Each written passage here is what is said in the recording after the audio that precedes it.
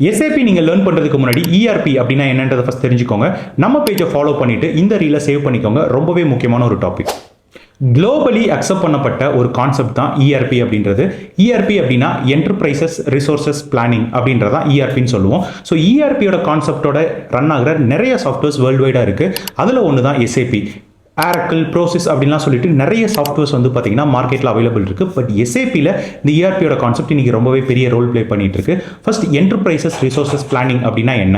So உங்களுக்கு அந்த டேர்ம்லேயே இருக்குது. என்டர்பிரைசஸ் அப்படின்னா என்ன? ஸோ ஒரு கம்பெனியாக இருக்கலாம், ஒரு இன்ஸ்டியூட்டாக இருக்கலாம், ஒரு ஆர்கனைசேஷனாக இருக்கலாம். ஸோ இது எப்படி வேணாலும் நீங்கள் இந்த டேர்மில் யூஸ் பண்ணலாம். ஸோ ஒரு கம்பெனி ஒரு ஆர்கனைசேஷனில் நடக்கிற ரிசோர்சஸ் பிளானிங். ஸோ இங்கே ரிசோர்சஸ் அப்படிங்கிறத நம்ம நிறைய டேர்ம்ஸில் சொல்லலாம். அதாவது ஒரு கம்பெனியில் ஒர்க் பண்ணுற பர்சன்ஸ்லேருந்து, அங்கே யூஸ் பண்ணுற மெட்டீரியல்ஸ்லேருந்து, அங்கே இருக்கிற மெஷினரிஸ்லேருந்து எல்லாமே ஒரு கம்பெனிக்குள்ளே இருக்க ரிசோர்சஸ் தான். ஸோ அதில் இருக்க ஒரு டேட்டாவையும் நம்ம வந்துட்டு பிளான் பண்ணுறது தான் ஸோ இந்த கான்செப்ட். ஸோ ஒரு கம்பெனிக்குள்ளே இருக்க எல்லா ரிசோர்ஸஸையுமே பிளான் பண்ணுற ஒரு கான்செப்டை பேஸ் பண்ணி ரன் ஆகிறது தான் இந்த ERP ரிலேட்டடாக இருக்க எல்லா சாஃப்ட்வேர்ஸுமே. ஸோ இது ரொம்ப ரொம்ப முக்கியமான ஒரு டாபிக். சேவ் பண்ணிக்கோங்க.